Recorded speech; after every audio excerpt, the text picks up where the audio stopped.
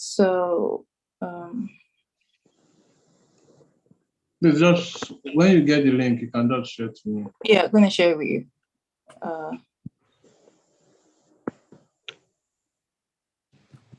So we are live on YouTube now. So I think that we are good to start.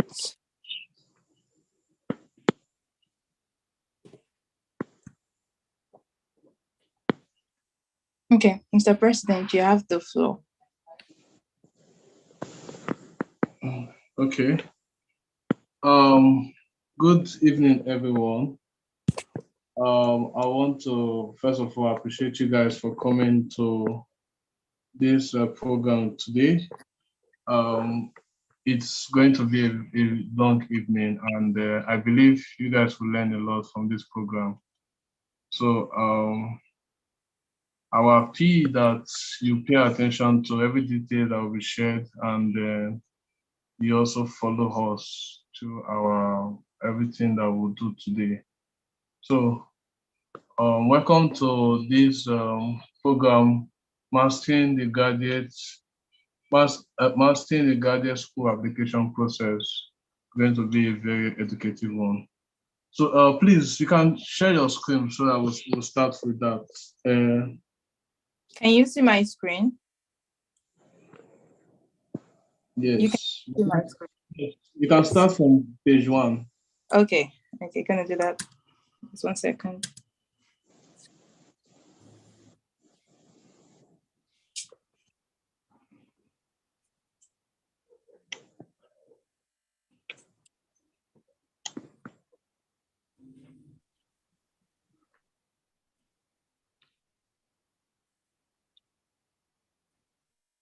Okay, so do you want to tell us more about NUESA UNIBEN?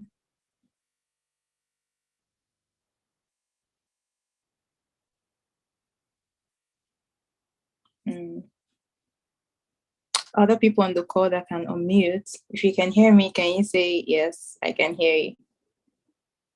Yes, we can hear you. Okay, great.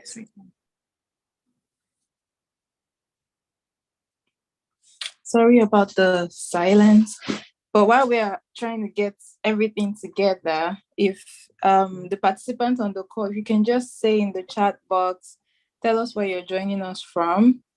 If you could tell us your department and all, let's just know like the demographics and all that.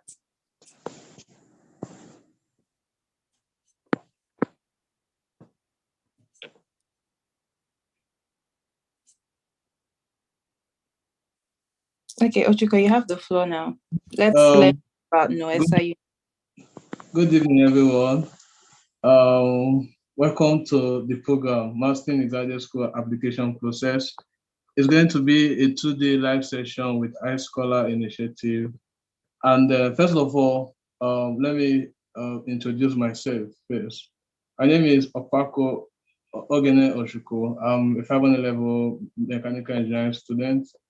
Within the period of September 2021 to 2022 February, I was a departmental president. I was a president over 4 departments: mechanical, marine, mechatronics, and metallurgy engineering. And recently, or should I say currently, I'm now the Faculty of Engineering president, which is NUESA. And I also stand as the president of the Nigeria Institution of Professional Engineers and Scientists. So one of the programs that I did when I was the president of NAMES, that Departmental Association, was Arts and Alumni. It was a program where I brought in some students, some alumni that they actually have gone out, and then we were giving questions to ask. So looking back, I was like, okay, let's do something better and maybe do something forward. One of the person that participated that program was, is still here with us, Ogenetega Oguns. He was one of the speakers for that program. So let's look at about UNIBEN, about NUESA UNIBEN. NUESA UNIBEN, NUESA, what's the meaning? Nigeria University of Engineering Students Association, is a union in which whose members are students from the Faculty of Engineering, University of Benin. And then the motto of the association is practicalizing engineering. So our goal in UNIBEN here for our NUESA motto is to creating a more practical engineering. And then the executive, which the newly elected executive, which we are called the Paladin Escorts, we have been working tirelessly to meet the demands of most of our students. And then one of such programs that we're holding is this event, which will benefit a lot of us. So thank you very much. I will leave the floor to a co-host to introduce iScholar Initiative. All right, All right. thank you. Thank you so much, Ochuko. So nice learning about you and NUESA UNIBEN. So, hello everyone. Thank you for joining us today. My name is Faidat Badamosi. I'm a beneficiary of iSI scholarship, iScholar Initiative Scholarship back in 2019. And currently I volunteer as the operations manager of iSI. So, possibly a couple of you know about us, but iScholar Initiative were a non-profit that are, and our goal is to really identify and prepare deserving and self-driven students for opportunities in different ways.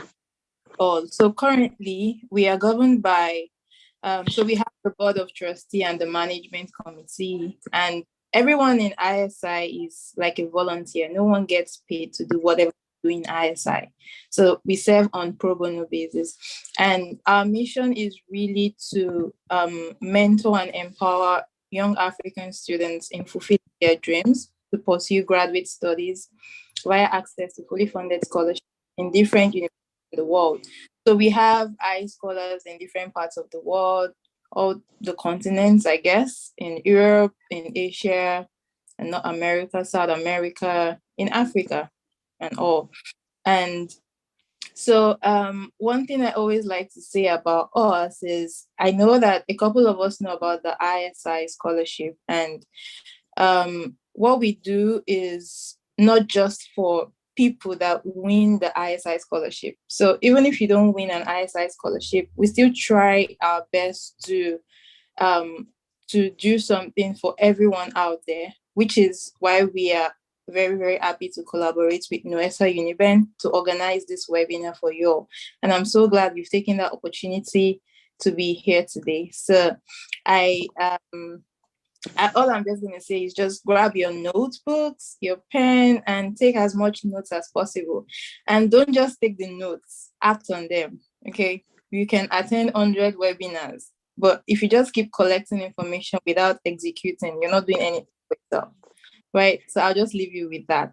And maybe at the end, I'll tell you more about us and how you can also benefit from things that we do, because our scholars also authored this book. I'll drop the link in the chat as the session is going on, which you can download and learn about applying to grad school from start to finish and all that. So I'll just stop talking now and let Ochuko take the floor. Okay. Welcome once again to the program. For today, we'll be looking at day one, and day one, we'll be treating 4 major topics today. One of them will be selecting the right schools, and then which will be taken by Bukola Odulami. And then we have another one which will be emailing prospective supervisors. And then we have ACing the GRA and ACing the 2 friends. So we'll start quickly. We don't have so much time. So we'll start with selecting the right school. So I will introduce the first speaker. We have the first speaker, Bukomi Odulami. Sorry about the pronunciation. Okay, so Bukomi Odulami is a first-class graduate of electrical engineering, and he graduated from Federal University of Agriculture, Abeokuta, FUNAB. And then he was the best graduating student of the College of Engineering, and has over 2 years work experience as an electrical engineer, and he currently works as a software engineer.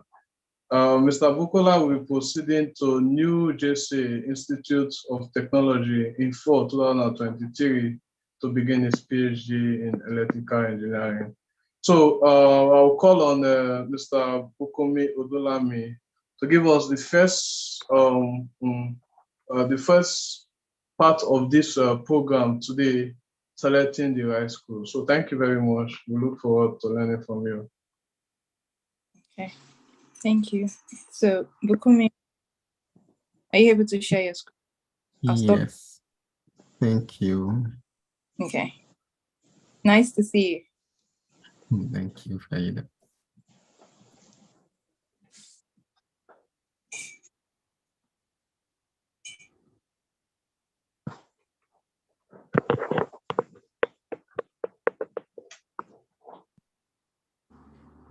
So it's a privilege to be here this evening.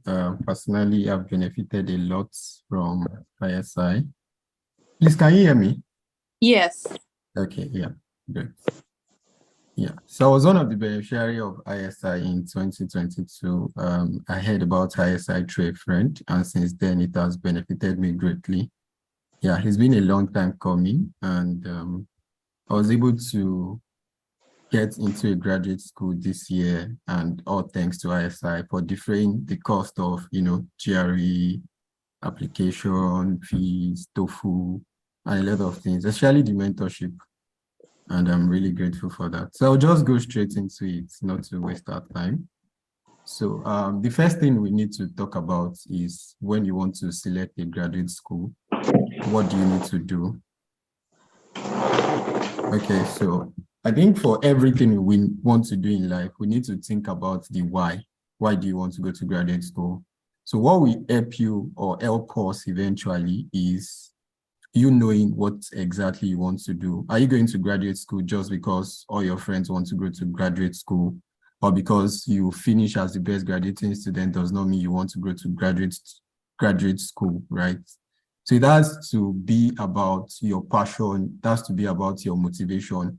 So what do you hope to actually achieve by going to graduate school? And that's what will help you in determining which school to choose or not. So that's the first tip that I have for us this evening. We need to take inventory of our passion and motivation.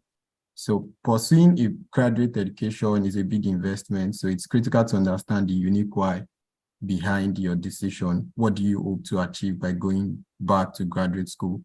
So for some people, it's about career change. For you, it's about probably you've not even thought about it, right? So right now, as you're on this call, you need to think about the fact that do you actually want to go to graduate school or not? And that's what will really help you in determining what you want to do after you leave UNIBEN. So whether you like to gain a more specialized knowledge, whether you need to change your career or you want to become a professor of electrical engineering, you want to earn a promotion, you want to increase your salary, you want to just, or to you, it's just about passion, it's about your long life dream, or you want to jackpot, whatever it is to you, ensure that it's a very strong motivation, because I've not been there, right? We have a number of people on the call, but they will tell you that it's not all bed of roses. Okay, so I'll move to the next thing. And after you are able to know, okay, this is why I want to go to graduate school, we need to then do your research and explore your options.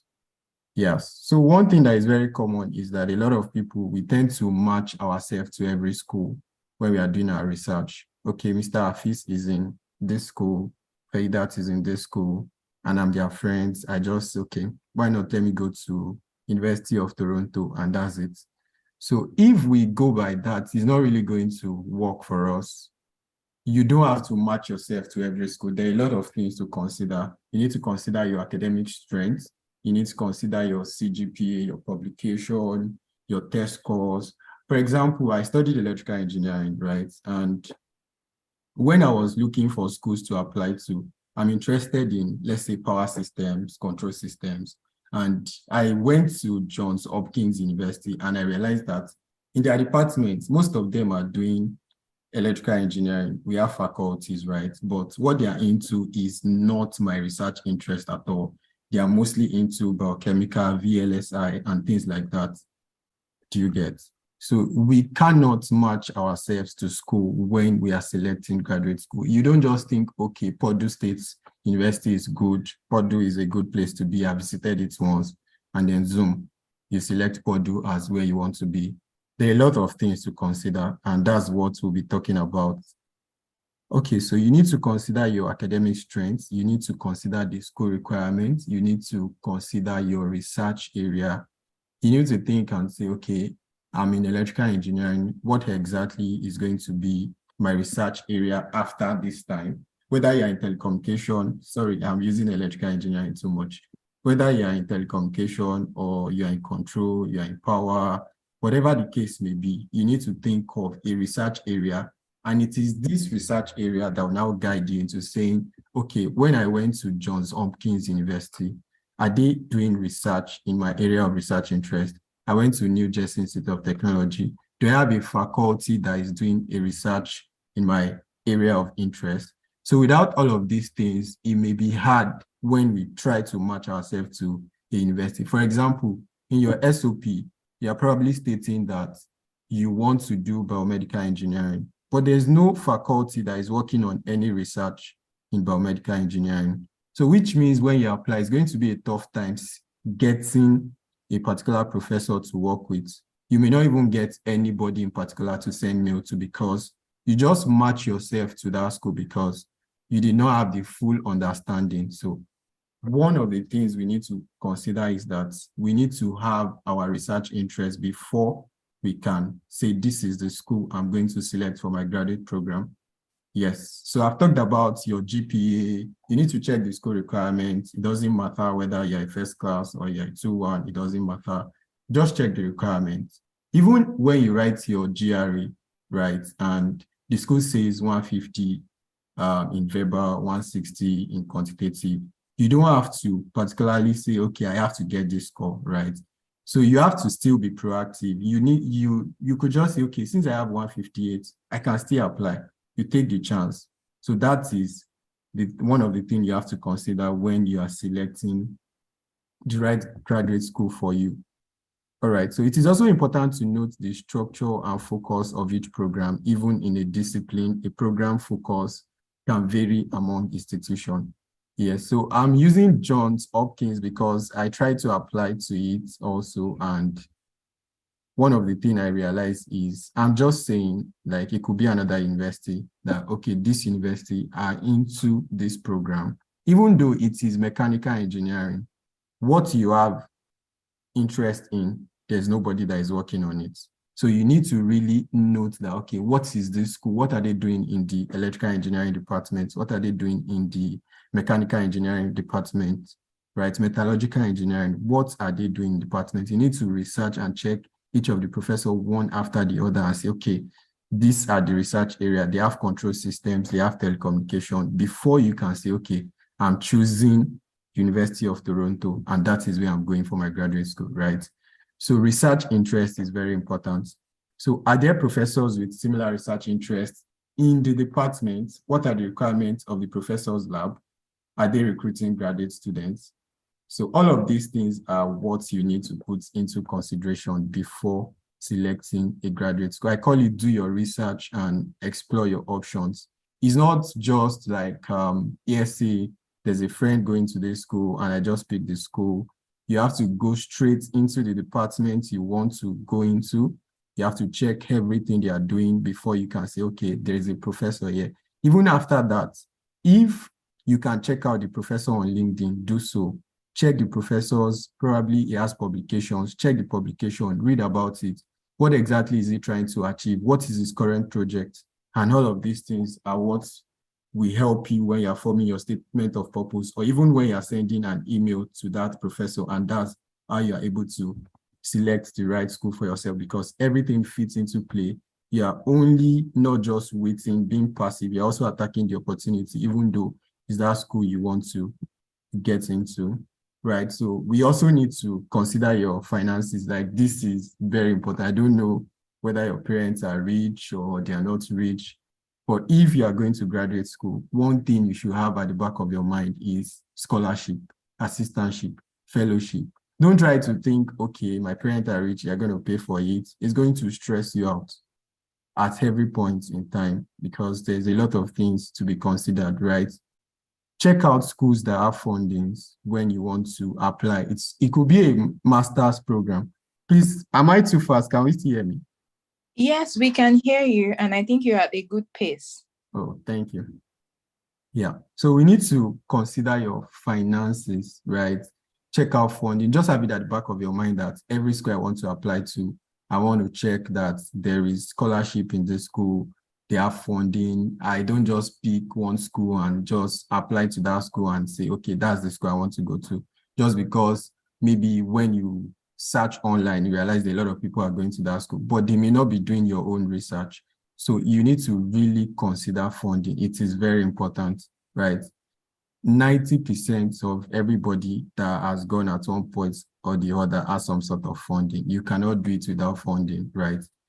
You could also be working, of course, I'm in the industry, and if your employer they want to pay for you, they want to pay your tuition reimbursement, you could also consider that. But what is very important is before you could say, this is the school I want to apply to, please be sure that they have funding, whether it is master's in mechanical engineering or PhD in electrical engineering, be sure that they have funding before you can apply. It is quite competitive, even for high achieving students. So that's why you need to look for schools that is going to match your research interest. You have all it takes to go to that school. You are passionate about what you want to do, and then the school has funding before you can say, okay, this is the school I want to go to. So this is the third point this evening. We need to consider our finances, check out schools that have scholarship.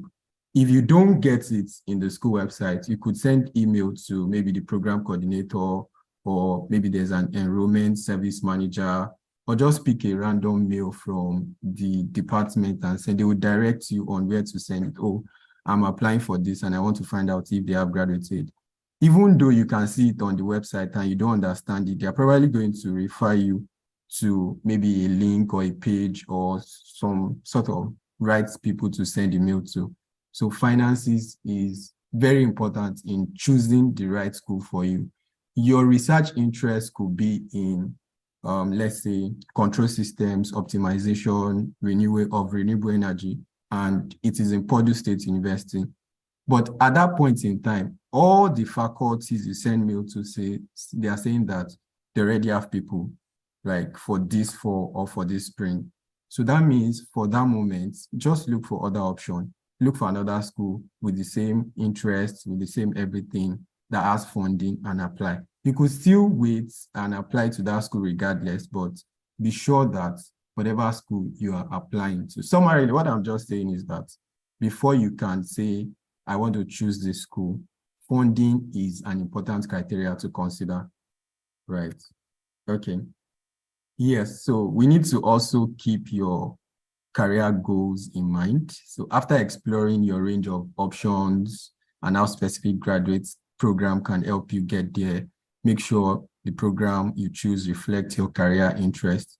So in selecting the right school, if you want to work, for example, in a company and maybe the company is back in your home country and the company is so big that they are partnering with the university in the US or in the UK, that could be a good school for you to go to. If your final destination is, okay, I want to work in company XYZ, and the company partners a lot with that university. So you need to also keep your career goals in mind. Examine the type of credential, professional in industry, process, and research, the type of skills potential employers are looking for. Check to see that the degree program offers opportunities to learn and develop the same skill sets. You want to make sure that the program you are investing your time in will arm you with the knowledge you can actually apply in the real world, right? So you don't just want to say, when I want to select a school because they have funding in funeral service and mortuary science in SIU. It's a real program, right? And then that is what I'm going to go for because they have funding. So you may not really be able to sustain it, right?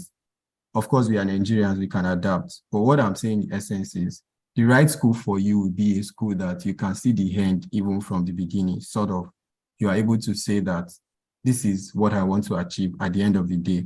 Okay, I want to be a professor of electrical engineering. I want to go back to the industry and take a director role, whatever the case may be, right? Then I'm going to select this school because based on the trajectory, based on the trend, I can see that people that leave this school have high earning potential. That's why you also need to consider the ranking of the school you want to apply to. Sorry, I didn't mention that earlier. It's also one of the criteria. You need to consider the ranking. You need to consider the acceptance criteria. You need to consider the acceptance rates. You want to apply to Harvard and the acceptance rate is 3.1 and your CGPA is 3.5 over 5.0. Of course, the whole thing is considered holistically, right? It's not just based on certain things, but you need to be sure that this school you are choosing, you are a strong fit for the school. It's a lot of work. Like, that's just the truth. There are a lot of people that are already there. They can tell you that it's a lot of work. So you need to be sure that you're not just picking a random school. You are matching that school that you're picking to some extent. At least you are 70%, you are 60%. Okay, you don't have it all, but you can still just launch into the deep, right? Yes, you need to network with faculty, right? That's important. They'll still be talking about cold emailing. You need to send a lot of mails. You've seen a school, everything is perfect, but there's nobody working in your research area. So probably there is somebody, a new assistant professor that is just joining that university. That's a good opportunity for you to network with the faculty, and that can help you get into the right school.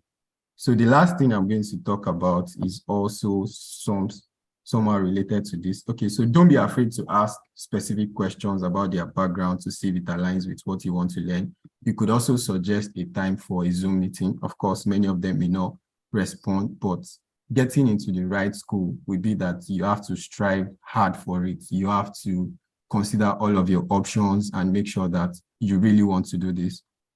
So the last thing I'll be talking about is you need to also talk to admission advisors, students, and alumni.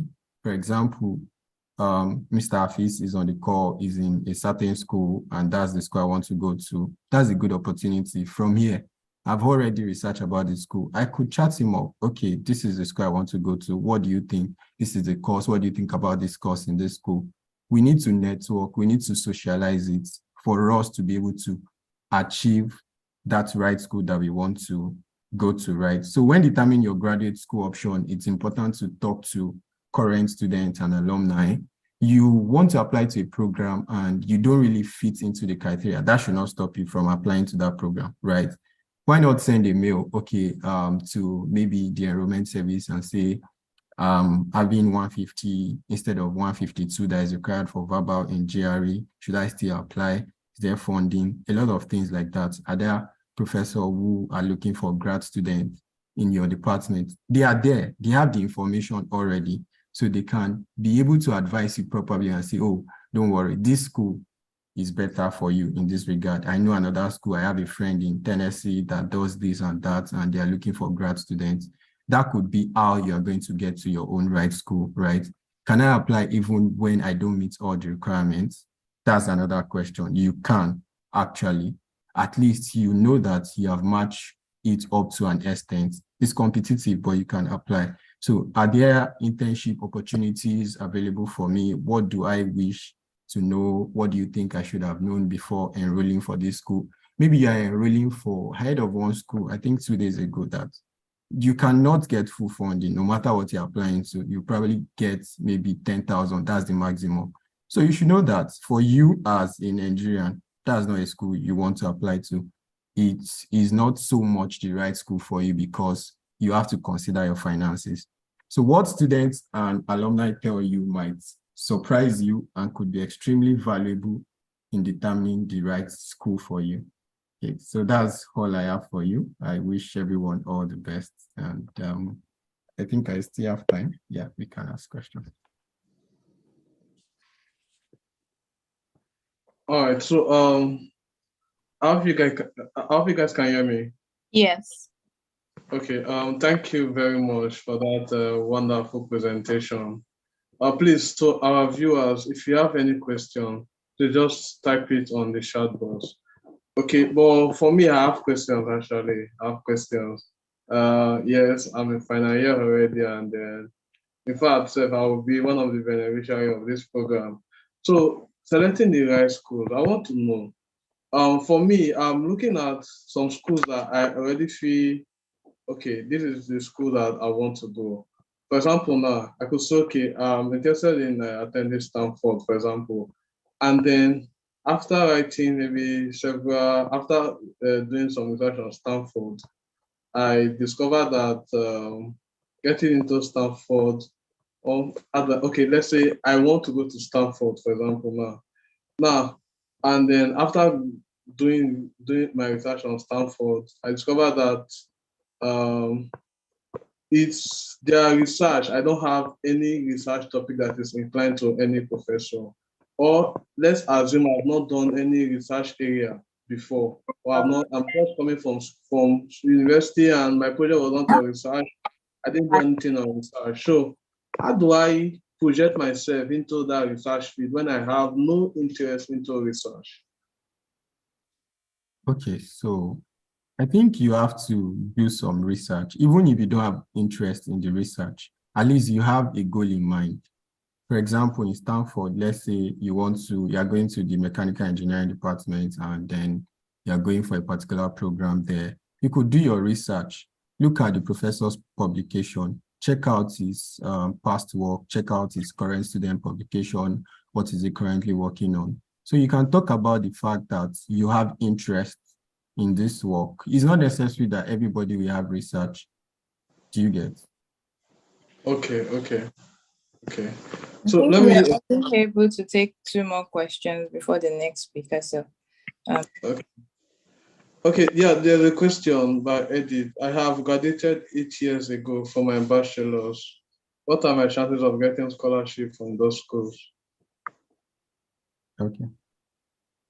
Yeah, I don't think graduating 8 years ago from bachelor should stop you from getting into graduate school. In fact, you could capitalize on your industrial experience.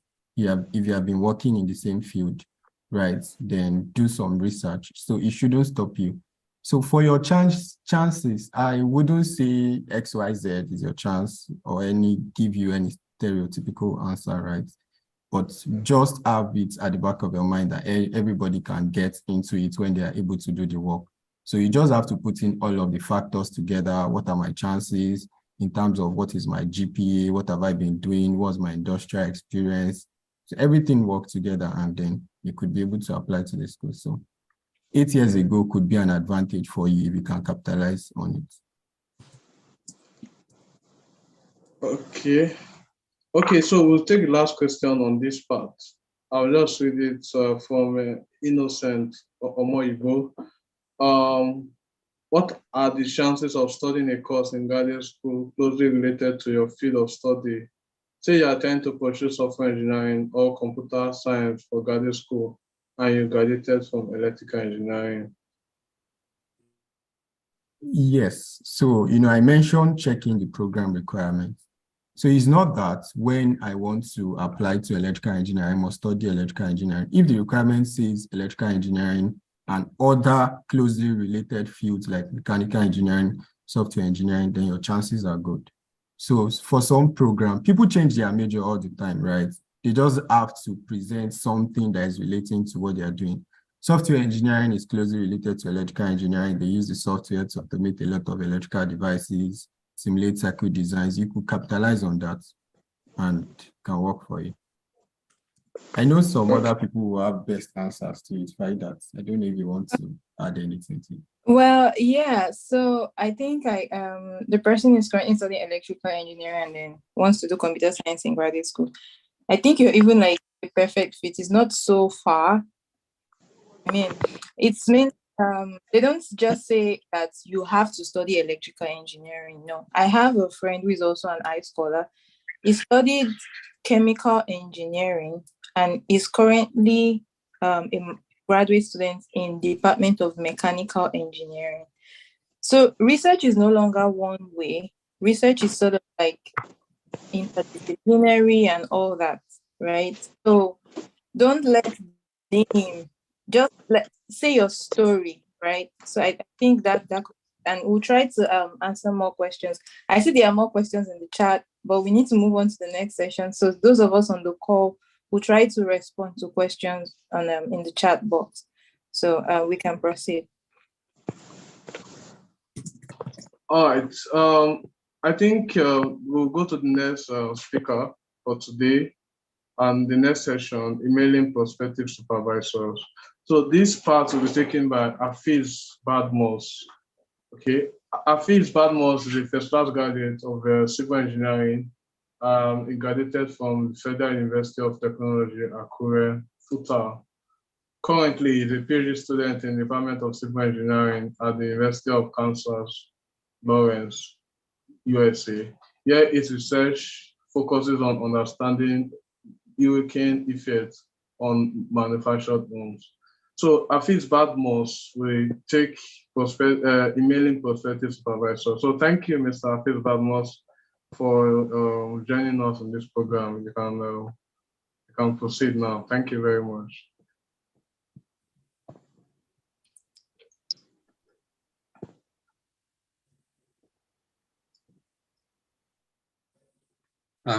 Thank you for the introduction. I'm trying to share my screen. Okay.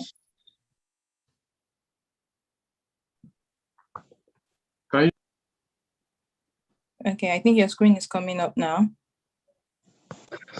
Okay. Yeah. Thank you for the introduction. My name is Hafiz Badmos. I'm a second-year PhD student at the University of Kansas.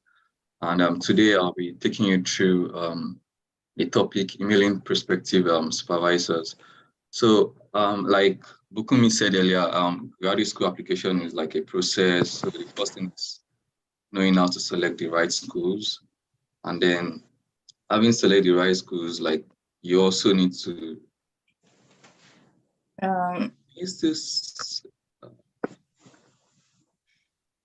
is it better now? Yeah, it's perfect now. Yeah. So selecting like I said, selecting the right schools is the first thing you need to know. And then the next thing is how to email prospective supervisors or professors. So this is a very, very important skill you have to learn, because if you are hoping to get an assistantship in form of research or teaching assistantship, you need to some schools require you to shoot your shots by securing an advisor who is willing to who is willing to fund you and who is also willing to advise you throughout your graduate school, be it master's or PhD. So today I'm going to talk about why you should send an email, when to send the email, general email etiquettes, how to structure your email, and then how to send a follow-up email, because most of the time you want to get response from your first email. I mean, you might get a response, but sometimes you need to follow it up. And then how to reply a positive response, how to reply a negative response. So a positive response in this case is maybe the professor shows interest in you, after you sent the email. And a negative response is probably the professor says that he doesn't have a space or something, or a no, basically. So how to respond to that also. And then the do's and don'ts you should follow when sending an email. So why should you send an email? Like I said earlier, you want to, number one, you are sending an email to reach out to the professor to, ask more information about their lab, for you to know if you're a good fit for that lab, right? And you are also seeking out funding, right? Funding opportunities. You want to work with that professor, but another reason why you want to work with that professor is, aside from the research alignments between you and the professor, another reason is that you also need to be funded. So when sending an email, you are trying to sell yourself. So sell yourself in the sense that you are trying to, all the experiences you have accrued doing your undergrad or be it your master's, you're trying to like show the professor that, okay, this is what I'm capable of doing. This is what I've done in the past. This is what I can bring to your lab. You know, these are my short-term and long-term goals. These are the stuffs I want to, you want to achieve. So you have to like sell yourself in a very good way. And then the next thing is, like I mentioned earlier, you need to inquire if there is a space in their lab or funding. That's a very important note here. Funding is really important. So those are the major reasons why you should send an email. And then the next thing is now when is it the right time to send an email? Well, depending on the application timeline we are looking at, that would also determine at what stage of this process should you start sending an email. So first thing is to identify your research interests. Like Bukumi mentioned earlier, when selecting the right schools, you have to know what you want. I'm interested in this field. You're interested in this particular area, your field. Like you have to be very, very sure. You have to know what you want. You can't be like, in as much as you want to like widen your scope, still have to be kind of limited. Like you can't be interested in civil and mechanical engineering at the same time. Like you have to kind of like pick a middle ground. So so you have to identify your research interest. Then you must have also gone through their website or their research page. I think Bukumi discussed about this part. So you have to like know if you guys have research alignments, like, okay, this professor is working in structural engineering. Are you interested in structures? If you're not interested in structures, if you're interested in transportation, there's no need for you to reach out to that professor, right? Because you're not interested in what he's doing. So you have to like go through their websites or their page. It can be on Google Scholar or ResearchGate. So once you know a professor, like once you type his or her name on Google and just attach Google Scholar or ResearchGate, it will take you to their personal website. So you can see the works they have done previously, and then that can tell you if those works are something you are also interested in doing, right? So, and then, so I would say if you are targeting fall application, so I'm not sure if Bukumi discussed about the timeline. So usually there is fall and spring application. So fall application typically starts around like September for some schools, but you can start sending in email as early as August, right? So they would have been done with let's say spring, yeah, they would have been done with all of their spring applications, and I mean, yeah, they would have been done with that. So as early as August 1st, like you can start sending email. So this email you are sending is for the next application cycle. For example, we are in 2023, right? So those who are coming in for 2023 already have their admissions and all. So for example, for the next application cycle, let's say for 2024, you can start sending emails or reaching out to professors, reaching out to graduate coordinators from August this year. So that's what I mean by the timeline. And if you're also interested in spring application, so spring application starts by January. I mean, spring semester starts by January. So you have to like backdate that with like a year or like 9 months. So that's when you need to start reaching out to professors too. So general email etiquette. So when you are sending an email, a subject is very important. I won't open an email if I do not see an email subject. So these people, they receive a lot of emails every day. So the subject is one thing that will, that will trip them to open the email. Like the subject has to be very, very catchy, and would go through like examples of email subjects that you can use in following slides. And then begin with salutation. So you don't want to just say hi or hello or alpha. You have to be formal. Dear Professor so-so-so, dear Doctor so-so-so, dear Mr. This, In case of reaching out to, let's say, a graduate coordinator or something, most of them are probably not a PhD holder, so it can be Mr. or Mrs. But for professors, yeah, it's better you address them with either professor or doctor. And then another thing is, remember to be formal throughout your email. So I'm going to show you some samples of following slides. So you have to use formal words. Just the same thing with the whole formal letter writing pattern we are used to. So you have to be very, very formal. You can't use some words in this kind of email. You can't use some slangs and stuff like that. You have to keep it very formal. And then you should end your email with an email signature.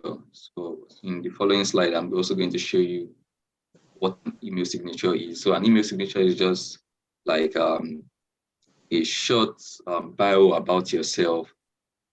So it will include your name, what you are currently doing, where you currently work, your email, your phone number, something like that. Something they can use to reach out to you later on. And then when you are responding to email, either positive or negative, always reply with a thank you note, like start by thanking them for opening the email or reaching out to you, stuff like that. So you also want to make sure that your email is error free. So you can always add Grammarly to your Google Chrome.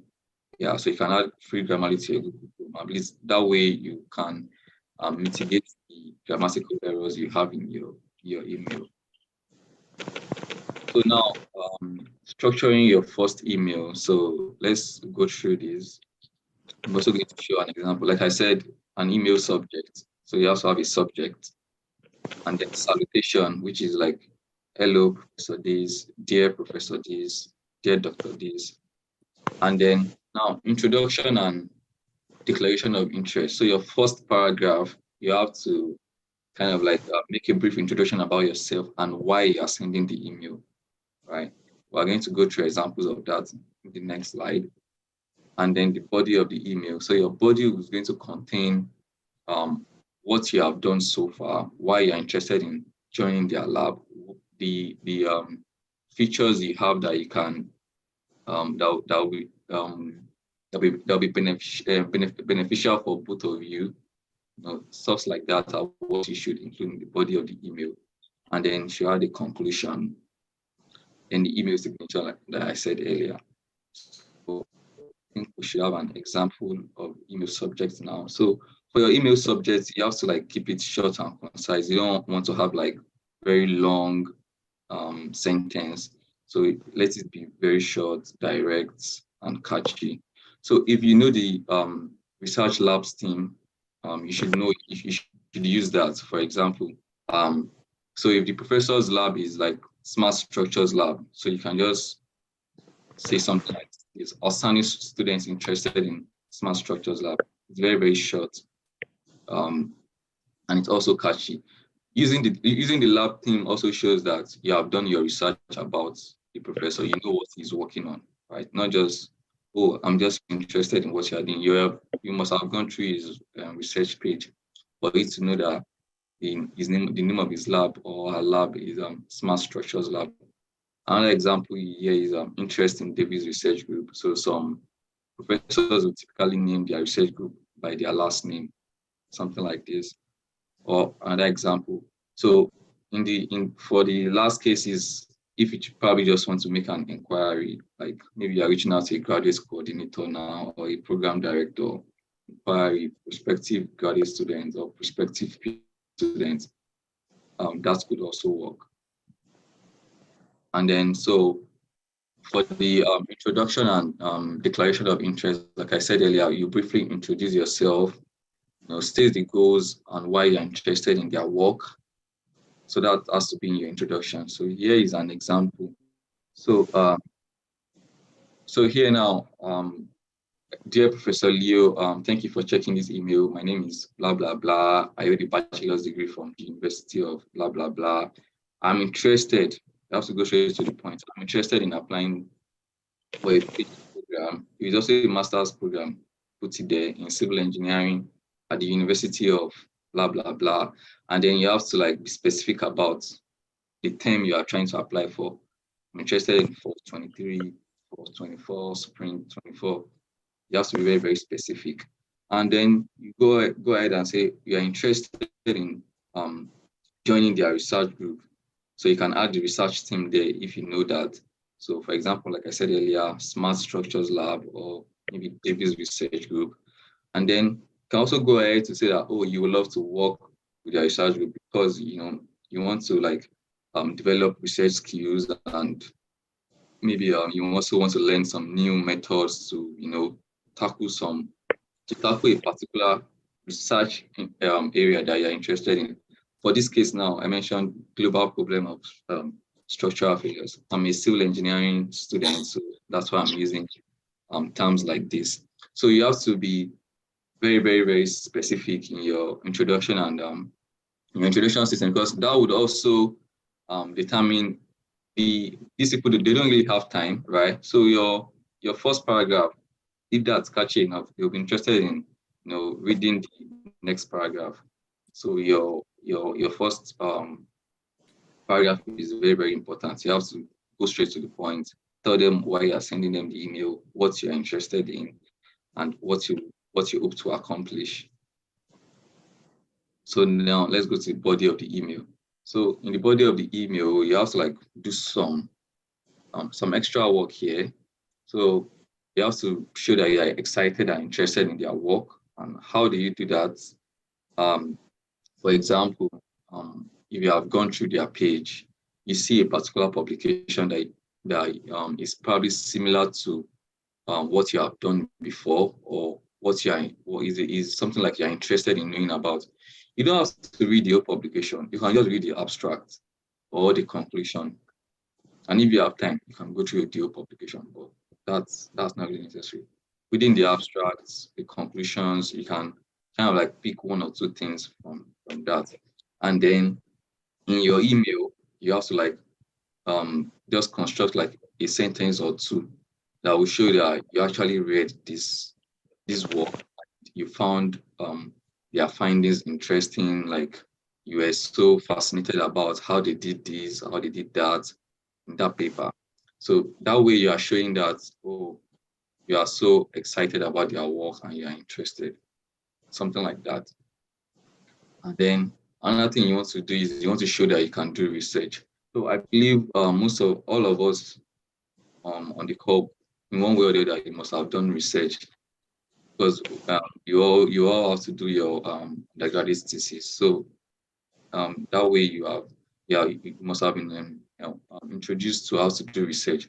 So I know it might not be something very large, but no matter how small it is, like you can always package that little thing you did and then talk about it in a very, very bright manner that will portray you that, okay, this person has done something before, and then this person would be able to, you know, or would have interest in continuing doing research. You have to like show that ability.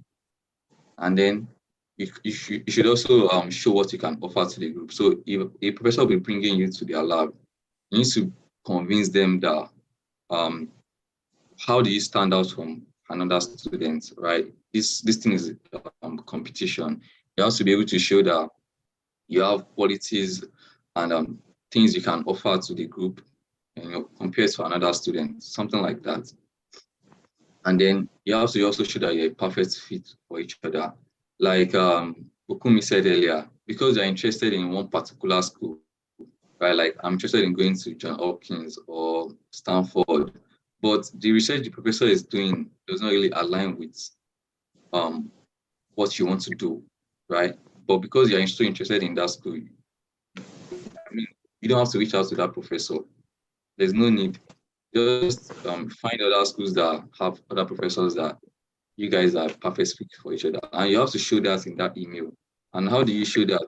That will be probably, is it that way? Maybe you have taken a class, or you have taken a course, or you have done one small project, or you have done an internship in that similar field that the professor is doing. So that way it's not like it's not like you are totally new to that topic or something. You get. So you have to be able to show that you and professor, your interest aligns. So here is an example. So you remember the steps we highlighted. So I said you should go through one of their publications and something like this. Oh, I found your paper, blah, blah, blah. You can put the link there if you have it.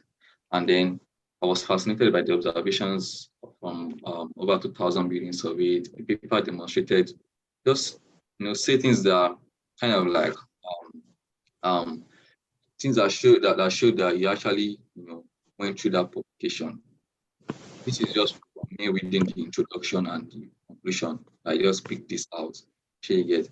And then in the next sentence, I wrote a term paper during my third year at university on causes of building failure, which was, most of the structures, most of the results shows that these were from blah blah blah blah blah. So you just have to like that is me trying to connect my own experience, right, with what the professor is doing. That okay, I've also done a survey before related to structural failure. The paper was from survey of building failures, right? I've also done a survey that is related, but I mean the buildings are probably not the same, but I kind of like have a background or at least understanding on how to also do something like this. So you see that connection that I was talking about. So you have to just, I mean, I know it's not everybody that will have this, but you have to just like try and be able to come up with something that you can relate with what the professor is doing. And then the next paragraph can go ahead and talk about your own research, right? What you're interested in. Like I said, I have a research background in behavioral structures under this and that.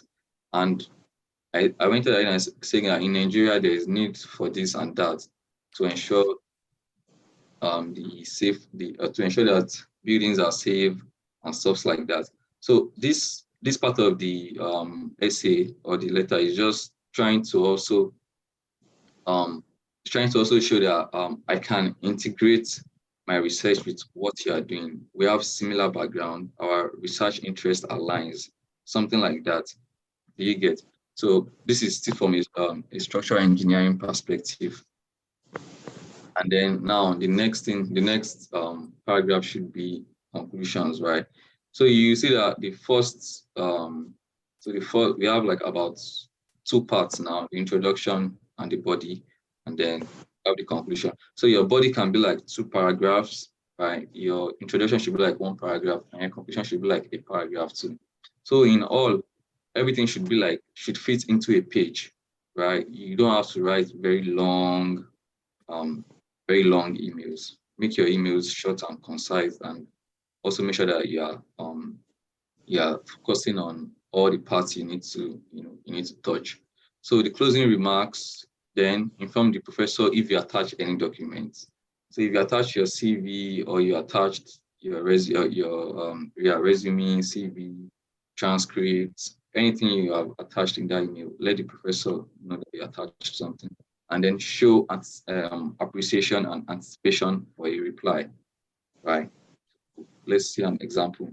So would it be possible and worthwhile to pursue this line of research in your graduate program? I would like to learn if you'll be accepting students in your research group for 2023. I am willing to learn under your tutelage.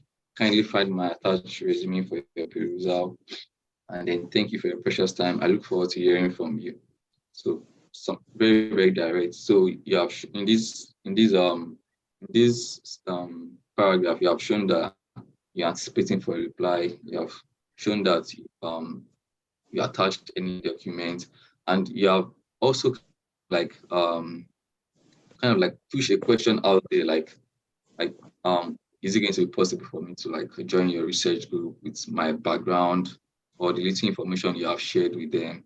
And you've also asked if the professor is accepting students. So next thing is just to lean back and hope for a positive response, or at least a response from the professor. And I think that's all for the essay. Then the next thing is the email signature that I said. So you add your first name and last name, your affiliation if there is any, and then your contact information.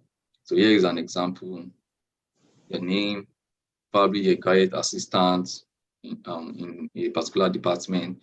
If you're also working, you can just put your role there, put your company, and then your email. Or if you have your LinkedIn, you can add your LinkedIn link to that. Your mobile number, but not necessarily important in this case. So follow-up email. So like I said, not all professors will probably respond. So you can send a follow-up email after like a week, like send a follow-up email to the professor again, just like a reminder that I sent you an email, and try to do the follow-up email under the same thread. Don't open another email chat. The follow-up email should be under the same email thread. So if the professor doesn't respond after like a week, take about 2 or 3 weeks again after the first one, send another follow-up email. And then if the professor doesn't reply, yeah, several things could have happened. Is either the professor opened the email, read it, and probably not interested and didn't have time to like type a response, or the professor is even yet to open the email at all. These people receive hundreds of emails every day from prospective graduate students. So here is the example of a positive response, right? So I'm having sent the email, the professor reached out back, okay, because I might have an opening, and then I think you might be a good fit, to be considered for application and this. So this is even a pre-application. So some schools would have something called pre-application. So pre-application is in the sense that you don't have to pay, but you are still going to submit. They will submit some application documents, and then they will review that. And if they see that, okay, this person is a good fit for our program, then they'll tell you to go and apply, submit your recommendations and everything, complete your applications, change it, and then pay. So this is a sample. This is another example, like, oh, I was reviewing your applications and I think you might be a good fit. Will you be willing to start January 2021 or perhaps summer? I would like to know your availability. So that was why I emphasized on the application timeline the other time. So you have to always include the timeline that you are going to be ready to start your program. So in this email, I most likely indicated that I want to start by 4, but the professor wanted me to come in summer or even spring, which was that was earlier than what I anticipated. So, and the professor also asked if I'm open to, if I'm open to an interview or an email, or said an email. If I'm open to an interview, so you could discuss better. So you should these are one kind of the responses you get when you send an email to a professor. So they want to like have a chat with you. So feel free, accept the invite. The chat is probably just to discuss more about your interests, and for the professor to be able to know that, okay, he's taking the right student, or he's picking someone that is actually interested in doing this research, something like that. So, and then how do you respond to the positive email? So you appreciate the professor once again for their response. So give them heads up about the submission of your application. So you have to let them know if you have started the application, or if you have even completed the application, or if you are just in the process, or just let them know the level at which you are. Probably you are just gathering your application materials or stuff. So let them know your application timeline. And then you can also request for a brief chat with the professor. So in the example I showed earlier, the professor was the one that actually pushed out the opportunity to have an interview.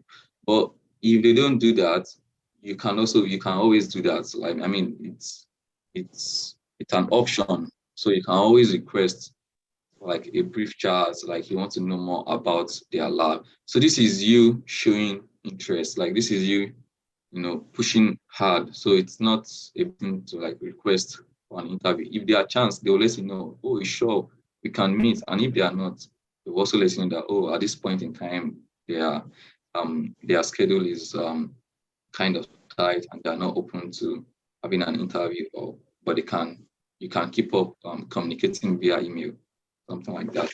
And then, so here is an example. So you can, like I said, thank the professor.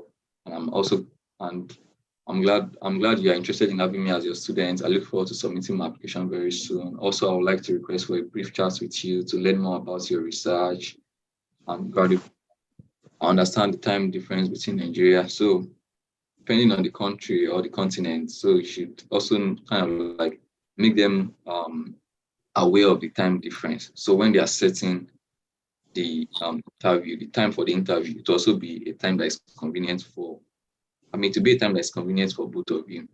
And then let them know that you can arrange for any communication platform, be it Zoom, Google Meet, Teams, anything, whatever, Skype, whatever platform you want to meet with them. So let them know in the email. So like I said, you get positive and negative responses, that's for sure. So if you get a negative response, don't feel bad, just reply the email and then just tell them thank you. So here is an example.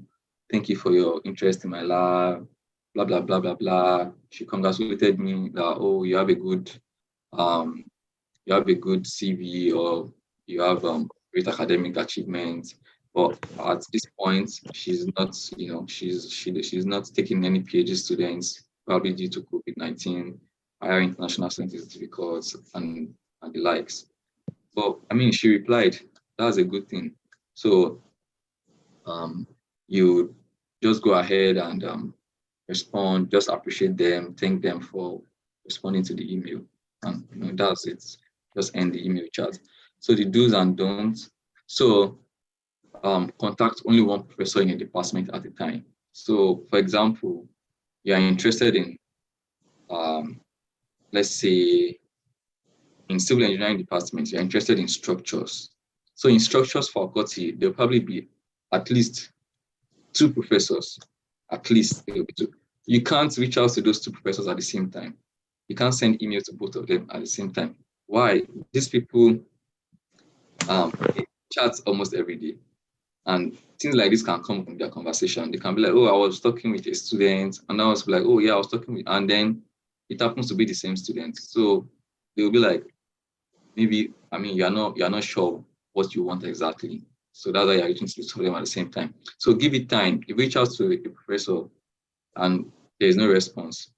After like 2-3 weeks, still no response. Then you can go to another professor if you are interested in maybe their work, because most of these professors, they kind of work together. They have collaborations. So they might even be in the same research group. You can never tell. So just reach out to one professor at a time. That's in a department. So also when you're, in the email you're sending out, don't ask about scholarships, fellowship, assistantship. In the very first email, you see that the email example I showed, I didn't mention anything like I'm interested in assistantship or I want a fellowship.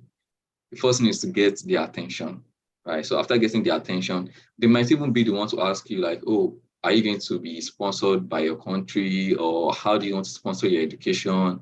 And you let them know that, oh, you're hoping to get an assistantship. Yeah. So I don't want to be a bad person right now. You're giving us all the nuggets and even giving us examples and everything that we need. And it's so rich and all, but we're kind of running out of time. Yeah, I think this is my last one. I'm sure. Okay. Yeah, so, and then the GRE scores, and probably if you have TOEFL, you don't need to add that in your first email. If you want to like showcase your GRE, you can put it in your CV or resume, something like that, but don't attach your GRE and like just sending them that, oh, you're a very bright student. It's more of like show off. You don't have to do that first email. Then avoid using different fonts throughout your email. Try to be consistent. And then you should attach a CV I'll say if you have something, if you like a relevant work or research experience, like it's not necessarily, you don't have to like attach your CV all the time. But if you feel like this attaching your CV in this case, like it's going to like put you in a better position because you have maybe something like you have a similar interest with the professor, or you have done an internship that is something related to what the professor is doing, then you can add that. But if there is nothing showing any alignment between you and the professor in your CV, it's just your CGPA that is there, you don't have to attach it. I think that's all. Thank you for listening. Sorry for the time. Okay. Thank you very much. That was a very, very wonderful session. Thank you very much. So quickly, I will just have one question and then we'll call to the next speaker. We don't have much time. So yeah, my question is, you talked about us not adding sponsorship. So how do we go about the part where, okay, you have to, after maybe you have researched to the professor and then you want to get sponsorship. So how do you go about that? And then how do you request for the amount that maybe you'll be sponsored? Maybe I believe they still pay per month for a full funded scholarship. How do you also make compromise about that as well? Yeah, so the sponsorship part is going to come in later. Like I said, getting the professor's attention is the first thing. So I haven't gotten that. The professor will probably ask you, will probably ask you like, do you have, like, are you interested in a research assistantship position, or do you have a like a sponsorship from your country or something? They will ask that. So if you don't have any sponsorship, you let them know that, okay, yeah, you are hoping to get an assistantship, or I mean, most of them know, right? So when you reach out to a professor like this, they know that, I would say 95% of the time, they know that you are seeking for an assistantship. You already know, but you don't have to like slap it in the face again. Like they know you're seeking for an assistantship. So that part of the communication is going to come up itself. You don't have to force it. Okay, thank you very much. So let's move to the next speaker, our very own alumnus from University of Benin. It will be Ogun's Organetega. It will be talking on acing the GRE, and then Organetega Ogun's earned his bachelor's in mechanical engineering. Yeah, he graduated with a first class degree, and is currently a PhD student at the University of Nevada, USA. And his research interest is on computer fluid dynamics. I think that's fluid mechanics for those in mechanical.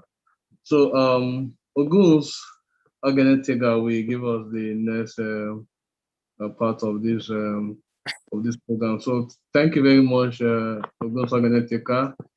I look forward to it. I mean, thank you so much, Oshiko. That was a good introduction of me.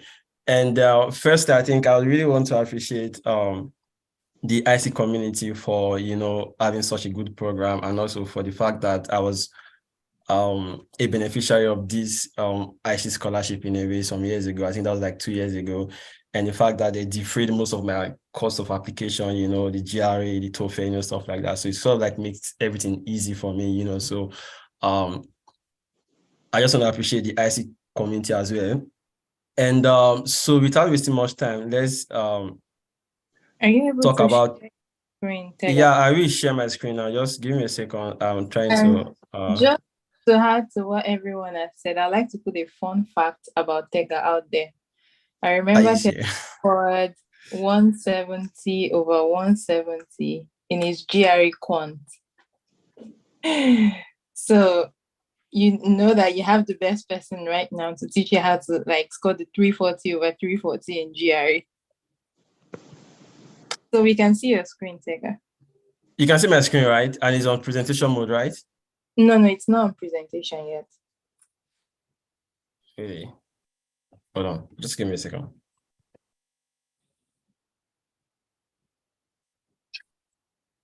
How about now? Still not on oh yeah, it's on It is. presentation. Okay, cool. So so the first thing we want to talk about is the prerequisite of the exam. Of course, I'm talking about how to ace the GRE, right? So the first thing you have to know is to is to understand the exam itself, right? I mean, you really don't want to go to an exam without understanding the structure of the exam, right? So so the first thing is to understand the exam. So the GRE con section, it has 2 sections, right? And then each of the sections has 20 questions. And a section lasts for 35 minutes, right? So you have 35 minutes for each section. That is roughly like 2 minutes, like roughly 2 minutes per question, right? So that is the first thing for you to do, is to understand the question, the structure of the exam. And then also, and also there are like different sections, like different, let me just say sections inside the particular section, you know, so there's a section that's to do with the quantitative comparison. I think most times these are like the first few 8 questions, right? Maybe 8 or 10 quantitative comparison. And then the next set of questions are multiple choice questions. And then the next set of questions are the problem-solving questions. And then the last set of questions are the data interpretation and statistic questions. So for the quantitative comparison question, you'll be given like 2 quantities in a way. I have some samples, but let me just give you an overview of what it means. So you'll be given 2 quantities, and then you'll be asked to compare which of the quantities is greater. Like, for example, quantity A is greater than quantity B, or they're both the same, or you can actually make a decision. And then for the multiple choice questions, there are questions that, you know, there might not be a particular answer for that question. You have to pick multiple options for that particular question. And then the problem solving question, there are questions where you have to input your numbers, right? So you have to input your numbers on the screen. And then lastly, we have the statistics and data interpretation questions. So for example, this is a sample of a quantitative comparison question. It's under geometry. So we have like a figure there. And then quantity A is asking you, what is the length of PS, right? Compare that with the length of XR. And then the option A says quantity A is greater. So if you are sure that quantity A is greater, then you pick A, fine. And then if quantity B is greater, you pick B. Or sometimes quantity A and quantity B, they're both the same, so you pick C. Why some rare times, you know, you cannot really, you know, come up with a way to compare this quantity, and then you pick D. When I'm done with this particular presentation, I will come back to this question and maybe give you some tricks on how to answer this question very easy and very quick. And then this is another sample, you know, same thing.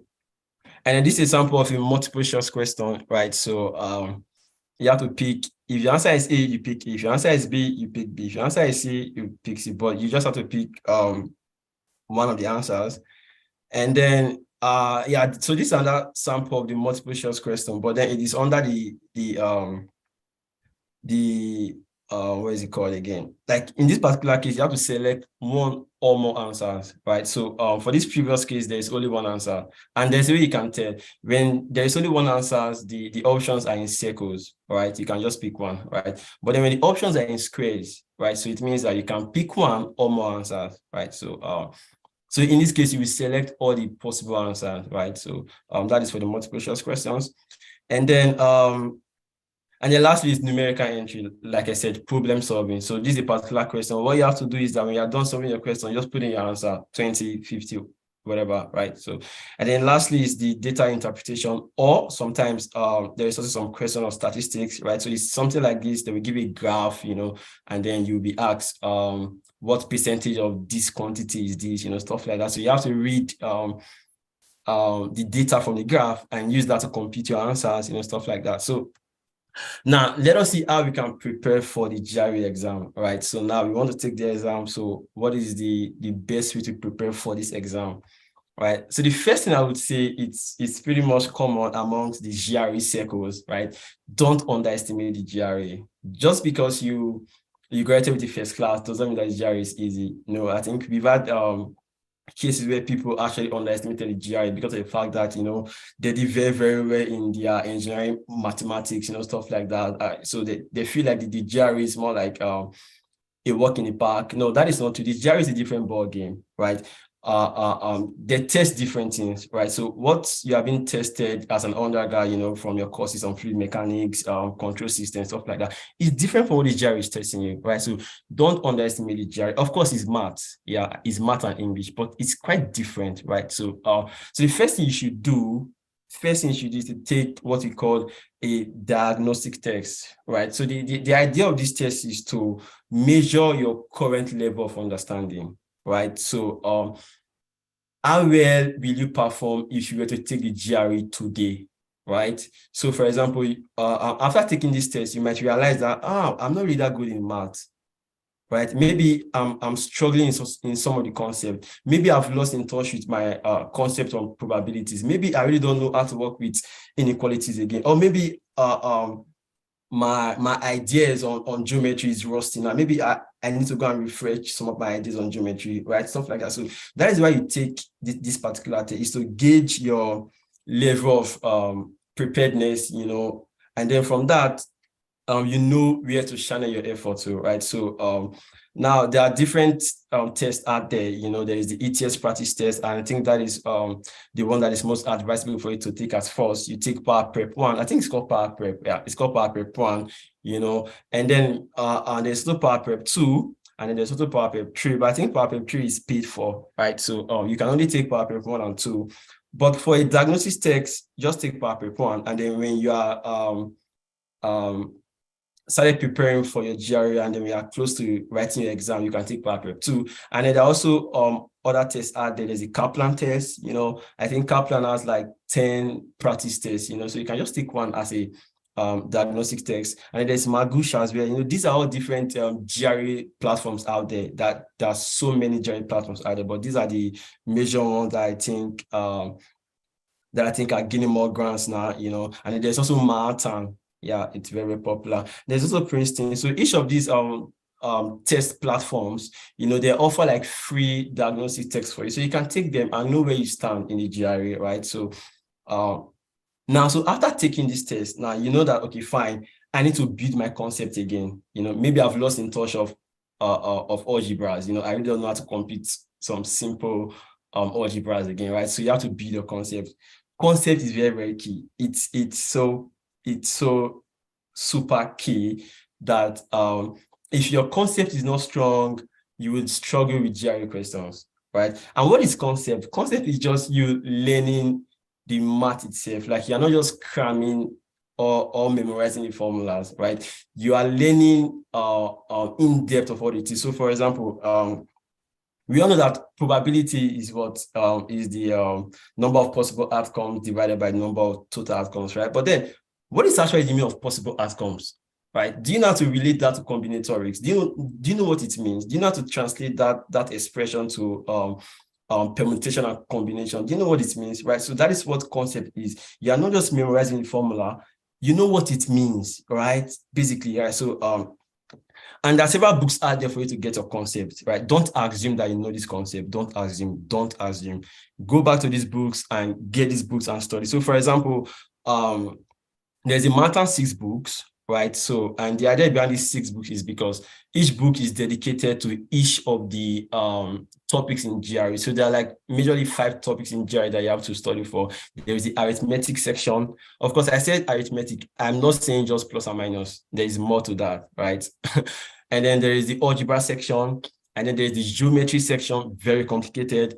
And then there is the data analysis questions, and then there is the statistics questions, right? So Manhattan 6 book is a book that each of these books is dedicated to understanding each of these concepts, right? So if you feel like you need some concept back on geometry, just pick the geometry book on Manhattan. It will start from the basis, area of a circle, area of a square, area of a trapezium, you know, stuff like that. And then probably devolve into some advanced questions like, for example, what is the minimum radius of a sphere? Sorry, of a circle that can be inscribed in a triangle, you know, stuff like that. So the difficulty is progressive, right? So fine, cool. Get that book. For me, I really did not use that. I use Manhattan 5 pounds, you know, and very, very important as well. So it depends on you. I didn't like Manhattan 6 because of the printing. It's so obsolete, like it's so old. I prefer new print. I like good things, you know. So I read Marathon 5 Pounds, and this is the most important books that you have to read. ETS official guides, very, very important. You cannot go to the GRE, like go to the exam center without reading ETS official guide, right? So a popular Indian guy once said, he said, a GRE test taker must at least finish the official guide 3 times before sitting for the exam. And the reason is because ETS official guide is actually a book, you know, that is prepared by ETS themselves. So ETS is more like the testing agency that sets GRE questions, right? And we've known so far that ETS, like the questions in ETS, captures the real GRE questions, because I think, I'm not totally sure, right? But I think the questions were actually real GRE questions from years ago, right? So so is it the best book out there for you to know what the GRE question looks like, right? Because of course, if you want to do well in the GRE, you have to know the type of question that they set. You have to understand the type of questions. You know, there are some questions you can never see it on the GRE, right? There are some questions you can bet your life that you will see it in the GRE. So that is why you should read your ETS official guide. It's the best material out there because it is created by the testing agency themselves, right? So I think there are like 2 books I get. There's one for Weber and then there's one for Quant. Yeah, I think so. And then also there's a platform called Magoosh, you know, for Quant. I would say Magoosh is pretty much decent, maybe not really that cool. I'm not totally sure if Magoosh really captures the idea of the GRE question that much, you know. I think Magoosh questions are a little bit off in some ways, you know, in my own opinion, you know. But of course, it's also a good place for you to learn your concept. And the second, according to my opinion, the most second important materials out there is your gre.kml.com. It is a open source website, you know. And the reason why I said it's the second most important because from my experience, the questions there are very, very close to ETS questions, like similar methods, similar idea, like similar things that the jury is looking for, right? So by solving these questions, you will definitely know what the jury wants you to know, and then how to tackle the jury question. There is an how to tackle the jury questions. Okay, so next is Scholarding, very, very important. And the reason is because Scholarding, there is a video for each of these sections. So if you feel like you don't really study that much, like you are finding it difficult to study on your own, you need someone to teach you, Scholarding is a good place for you to go. And also Spartan GR is a YouTube channel for stuff like that. So if you feel like you need someone to teach you, you know, stuff like that, you can get Scholarding and Spartan GR. Scholarding is not free, but it's paid, but it's worth it. Next thing, error logging. And error logging is just like you keep a track of your errors. So while studying for the GRE, you know, while solving questions, you may make some silly errors. Make sure you log those errors down so that you don't make those errors again. So that is the idea about error logging. And also, I'm trying to go a little bit faster because I think I'm running out of time already, so I may, you know, talk much faster. But then, like I said, keep a log of your errors, and then you go through your error logging, you know, so that you don't make this mistake again. It's very, very bad for you to make the same mistake again. It's not really advisable. So keep a log of your errors while doing your preparation. A sample of error log might be, or maybe you are dividing an inequality equation by negative sign, and then you forget to, you know, interchange the sign, right? So that is an example of error log. Now, make use of forums. There are a lot of forums out there, you know, GRE Prep Club forums, you know, just go online, just type GRE Prep Club forums. You will see a lot of people around the world that are also preparing for this GRE, you know, so you get to learn shortcuts, you know, how to attempt some questions. You get to learn different things about the GRE, and then in that way you can rub minds with people that are also taking a GRE, and it's a good way to learn, honestly. Yeah, GRE Prep Club is a good way to learn. And then lastly, when you are done with your preparation, you know, you are close to taking the exam, perhaps maybe your exam is 2 weeks or maybe 3 weeks from now, take practice tests as often as you could. Like this is okay. This is okay. The idea about practice tests is for you to be used, like for you to be familiar with not with the exam, not with just the exam, but also with the environment of the exam, right? So for example, the GRE requires you to be active for like 3 hours plus, right? So for you to maintain your aptitude, you know, for you to maintain your concentration, for you to maintain your mental strength, you know, for 3 hours plus, bro, Not everybody can do that, right? So that is what practice help you build, like build your mental stamina for you to stay active, solving questions for 2 hours plus, for 3 hours plus. You gotta need that, right? So there are a lot of practice tests out there. Like I said, there's a 2 ETS free practice test, there's a marathon practice test, Kaplan, Crush Prep, Pricing Reviews, 6 tests, Brown 6 tests, Jerry Prep plus 6 tests. Bro, I took all these tests while preparing for my exam. I took every single test. At some point, I was looking for more tests to take. I was like, bro, is there like new tests? I need to take more tests, right? So very, very good, very, very important. And lastly, time management is key. The GRE is not testing if you can solve a question. It's testing if you can solve a question under a particular time. So again, the difficulty of the GRE question is not that the questions are difficult. The questions is difficult is a function of time, right? So the GRE is telling you that, can you solve this question under 2 minutes, right? So the difficulty of the question is a function of time, right? So time management is very, very key. You don't want to spend much time, wasting on some questions. So very, very key as well. And then also you have to learn shortcuts to save time. And then pacing is key. You have to learn your pacing, right? So one of the ways by which you learn your pacing, you take practice tests. So you know that if you are running out of time in your practice test, then it means that your pacing is so slow, and then you have to work on your pacing. So strategies for acing the exam, right? So now, how do you ace this particular exam? First thing, the 2 minutes rule, very, very important. Never spend more than 2 minutes on a single question on the GRE. Never, it's not allowed. If you are spending more than 2 minutes on a GRE question, you are probably doing it the wrong way. The GRE is the standardized exam. These guys, they've said this question, right? And they've said it in a way that you should be able to solve this question under 2 minutes, right? So if you are trying to solve a question, bro, it's like 3 minutes, 4 minutes, you're wasting your time. Forget, come back to it later, right? So don't waste more than 2 minutes on a question. Be calm. Be calm.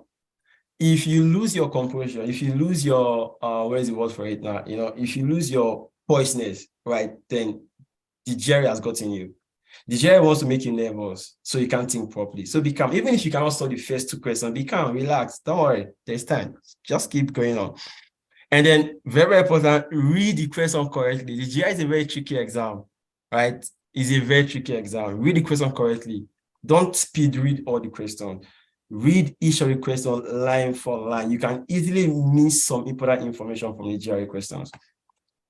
And then, of course, learn to skip similar time-wasting questions. If you see some big question and like lots of words, stuff like that, skip it. Don't worry, come back to it when you are done. Skip it, no need to waste time. Lastly, if possible, minimize the use of on-screen calculator. So in the GRE exam, there is a small on-screen calculator at the top left corner, right? Please don't use the calculator unless it is necessary, right? Because actually, in a way, the calculator, if you use it that much, it will be counterproductive, because every time you have to go to the calculator, and then it takes time for you to press 2, because it's not as if there's like a button there. You have to use your mouse and press 2 times 1.5. While you're doing that, you're wasting your time, bro. So there's some particular stuff that you don't need a calculator for. So for example, you're multiplying 2 times 1.5, and then you're reaching out for the calculator. Something must be wrong. 2 times 1.5, you should be able to do that mentally. So make sure you do a lot of mental math. For example, 60% or 40. That should be a mental math. That should not be something you have to do with a calculator. You have to train your mind on stuff like that, And then before sitting for the exam, please make sure to do all official guide questions, very, very important. And then, okay, so I think I have a minute more. So back to this question. So for example, now I have a question like this, and then the only information I have is that, PQ is equals to PR, and then I'm meant to compare PS and SR. So the question is that, can I really compare PS and SR? Like, I think the information is quite insufficient, because, bro, you just told me that PQ is equals to QR. You didn't even tell me if it was an equilateral triangle, right? So this particular question is definitely D, right? Because, bro, you just drew a line there. First of all, you didn't even tell me that the diagram is drawn to scale, right? So the line can, go different ways, stuff like that. So of course, this answer is purely D. You don't need to waste much time on this question, right? The next one is, okay, so it says W is greater than S, greater than 0. Okay, that means W is a positive number, X is a positive number, but W is bigger than X. And then 0 is greater than Y, and then greater than Z. So I'm meant to compare quantity A, which is W plus Y. Okay. And then Y, and then X plus Z. So of course I know W is bigger than Y, right? Sorry, than X. And for a negative number, Y is more negative than Z, which is in terms of magnitude, Y is less than Z. So of course, W plus Y should be bigger than X plus Z, right? So very, very fast, don't waste your time. Lastly, we have a slope, a graph that is a function of 2x plus 4. And the question is that, which of these graphs would intersect that line? So of course, for another line to intersect that line, it has to have a higher slope, right? Or maybe the same slope, but more intercept, or maybe a lower slope, but a very, very big intercept. So for example, quantity A is a graph of slope of 1. Of course, a slope of 1 and an intercept of -2 cannot intercept this graph. If you can see my cursor, if you were to draw a slope of 1, right, and an intercept of -2, it will be somewhere around here, right? So it can never intersect that line. Same with this one again. And the tricky options here are C, D, and E. So C is saying that, there's a slope of 2, which is the same slope, right? But then it has a negative intercept of -2, so it should be coming down, right? The same slope, but coming down. So this is the direction, the same slope, but coming down. And then option D is like the same slope, 2, the same slope, but a higher intercept. This is the closest answer to it, but it is wrong. The answer is a slope of 3 is more steeper than a slope of 2, so it kind of bends more like this, and it has an intercept of -2, so it comes like this. If you can see my cursor, it comes like this, and then it goes down. So of course, this graph would intersect that line. So fine, cool. So I've not done any math at all. Like I've not done any calculation. These are all mental, right? So very cool. And then they said, which of these following integers are multiple of both 2 and 3? Don't forget, read the question very slowly. It said both 2 and 3. Right, so the options there must be a multiple of 2 and also a multiple of 3. So of course, if a number is a multiple of 2 and a multiple of 3, then it's a multiple of 6, right? So you just have to pick all the numbers that are multiples of 6. So don't forget, read the question very well. It says both. There's some questions, they'll be like, okay, which of the following integers are a multiple of 2 or 3? That is a different question. It's different from both 2 and 3, right? So read the words very well. And then, yeah, so this is more like a numerical entry question. It says, working alone at a constant rate, machine A can produce a chemical in 10 minutes. So of course, the rate is 1/10. Machine B can do that in 15 minutes. The rate of machine B is 1/10. How many minutes does it take for machine A and B to do that? Just add 1/10 plus 1/10. Then that gives you the rate of both machines working together. To get the time, rate is the inverse of time. Take the inverse of your answer. You get mental math, quick, sharp, chicken out. And lastly is data interpretation. One thing I have to say about this is that sometimes don't work with the data given to you. So for example, if you see this K now is like a order of 100,000, right? So because of the fact that if you are working with these 3 numbers, you may be required to use the on-screen calculator because these numbers are so big. What you can do is to scale your values, right? So just divide all these things by maybe 100,000. So instead of working with, for example, 300,000, you're working with 3. So in that case, you can easily simplify, your calculation. So instead of multiplying 300,000 times, maybe, I don't know, 2.5, because you scaled your data, you can multiply 3 and 2.5, and then you makes your life easy, stuff like that. You don't need to work with big numbers. Make sure you work with smaller numbers, stuff like that. And I think that is everything. I know that I spent much time than required, but frequently asked questions. How long should I prepare for the GRE? Most people will tell you 3 months is fine. So I think I will go by that. 3 months is fine. And also it depends on your level of preparedness. Sometimes you may want to take 4 months. I don't know, but it depends on you. But at least 3 months is fine. What are the best resources for acing a GRE? It depends on you, right? Different people have their different opinion. But again, for me, I would say your ETS guide, Scholar Dean, GRE.kmf, Manhattan is good, Magushi is good. Get these things and use them. Is the quant section becoming more harder? I wouldn't say it's becoming more harder. I would say it's becoming more trickier, because the GRE is a standardized exam in a way, so it keeps its standard intact. But I would say it's becoming more trickier. And then how difficult is it to get the perfect score in 117 in GRE? It's not really that difficult. It's just, just work hard. Yeah, just work hard. On the final note, join GRE group chats. Very, very important. That chat on WhatsApp, Facebook, Telegram. Join them. Be consistent in your study. Hafiz, you always tell me something. If you leave the GRE will leave you. Be consistent. Study every day, at least 2 hours a day. Fine, cool. Make sure you do it every day, even if it's 1 hour a day, right? So be consistent. If possible, have a GRE quant body. Yeah, it's very, very important. I think when I was preparing for my GRE, Hafiz was my guy, we both solve questions together, so it was like my quant body, So do that because it kind of like keeps you motivated, stuff like that. And then focus on your weakness, solidify your strength, right? Focus on the part that you feel like you have weaknesses and solidify your strength. And I think that is it from my end. Yeah. Okay. Thank you very, very much, Ogenetega Ogun, for that one session. It was a very, very insightful session. For our viewers, we'll continue with this year we just did the quant side today, the quant session today. So we'll continue with the verbal side along with the TOEFL tomorrow, because the program is a 2-day session. So we'll continue on that tomorrow. But today, from the host, the host is Nigeria University and United States Association, University of Benin. So we intend to have a panel discussion with 2 of our alumni that are here. We have the person who just finished now, Ogenetega Ongus, graduated from mechanical engineering. And we have another one, Alaja Ojo. She's a PhD candidate at the Department of Chemical Engineering, University of South Carolina, USA. And she finished from UNIBEN with a first-class honors from Department of Chemical Engineering. She finished in 2016. And then our current research is on heterogeneous catalysis with the applications in clean energy. So long. So please, we'll just go straight. We have some very, very good questions I want to ask you guys. And I believe we can just take that for the next 10 to minutes.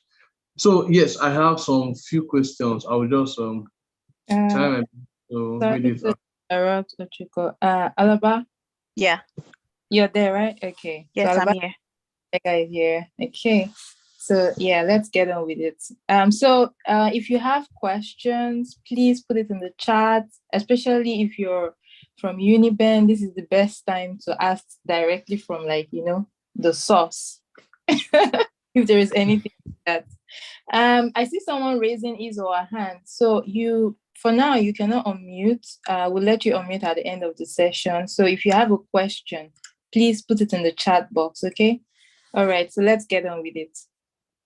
Okay, so first of all, we would like to know what are some of the major requirements you needed from the school, and how did you go about in getting them? So what are the major requirements you need from the school? Thank you very much. Yeah, I can go. So one thing you might need from school is a letter showing that you were taught in English. So some people decide not to write TOEFL because the school they are applying to does not require TOEFL compulsorily. Maybe they say if English is your language of instruction in your university, then you don't need to do the TOEFL.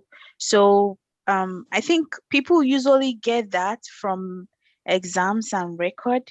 I personally did not do that. I did the TOEFL exam myself, but I think people can get it from exams and record, and some people could also get a letter from maybe the HOD of their department, something that says that the language of instruction during your undergraduate study was English, and that could serve as an alternative for TOEFL in some schools. And then a second thing that you need is recommendation letter, of course. And I I got my recommendation letter from some of the lecturers in my department. I finished from chemical engineering, so I had some of my lecturers recommend me, like Dr. Andrew, Dr. Osaze, if he's a doctor now, yeah, I think.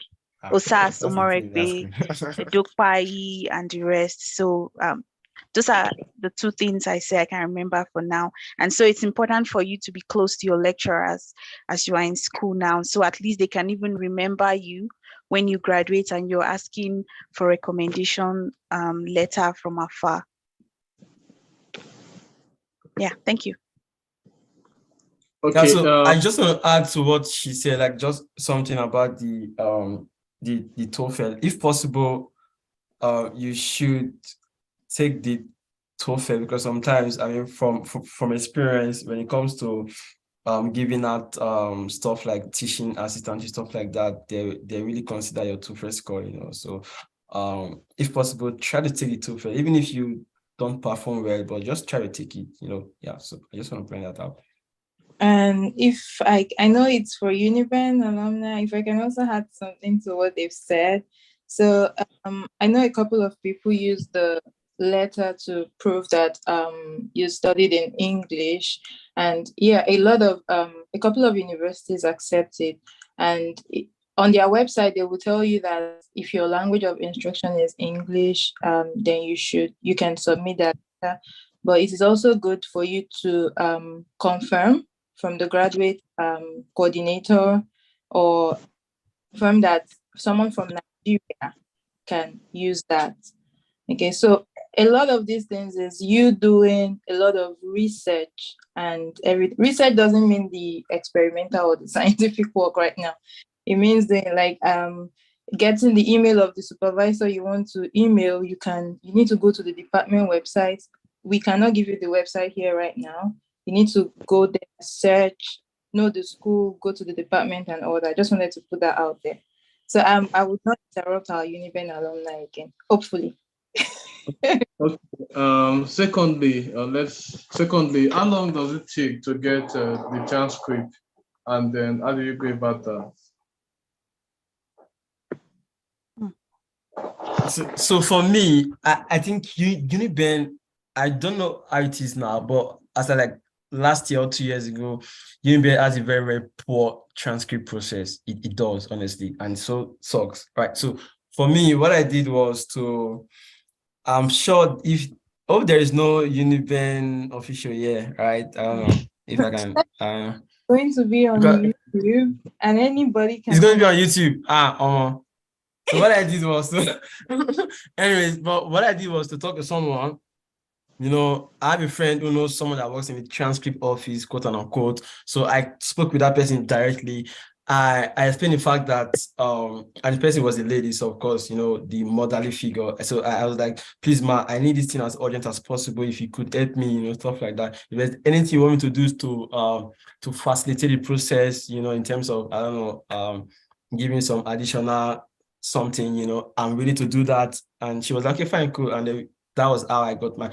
Aside from that, I really don't know the transcript process in UNIBEN. I know that it can take a lot of time, unless maybe you have somebody inside, or you can talk to someone that would, you know, track the process for you. Yeah, but if you don't, I don't know, honestly. I don't know. Like, I got my transcript in just 1 month. I applied September, I got it October. And that is a special case. You know, it was a special case because I had someone working it for me there. Right. So I don't know.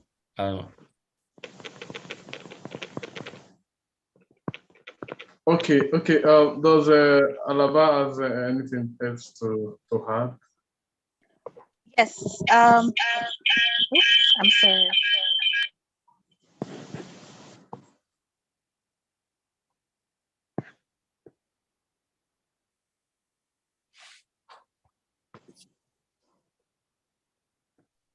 Could you please unmute me on my other device? Sorry. Sorry about that. 1 second. You should be able to unmute now. Yeah, can you hear me? Yes. Okay, sorry. Yeah. So about transcript application, yeah, I think it's becoming difficult now, but personally, I had to get someone in the transcript office, the exams and record, to help me facilitate the process. And it's also important to request for a personal copy of the transcript, because when you're doing your application, you don't want to be spending money to send transcripts to every school.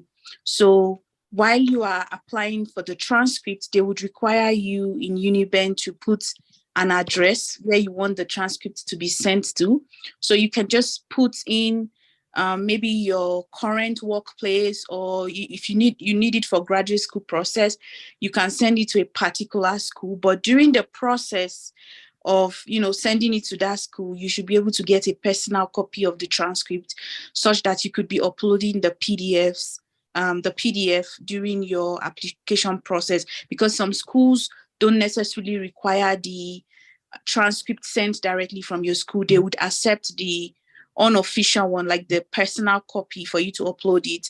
And then when you get offered your admission and everything, then you can now send the transcript directly from your school to them. So I would say you need to find a way to get someone in the exams and record office to help you facilitate it, especially if you're trying to meet a deadline for your school process. So get someone to facilitate it, get a personal copy, and I think that's it. And I think it seems there is another way of getting a personal copy of the transcript now, like an online thing. I'm not sure about the details, because when I did in my transcript collection, that platform wasn't there. It was a physical thing for me. But mind you, I think the online process takes a very long time. So yeah, that's it for me. Okay, thank you very much. I will just read some of the few questions, and then maybe you could just answer them, so that we'll end with this. So one, do you need recommendation letter for each application, and how did your lecturer go about it?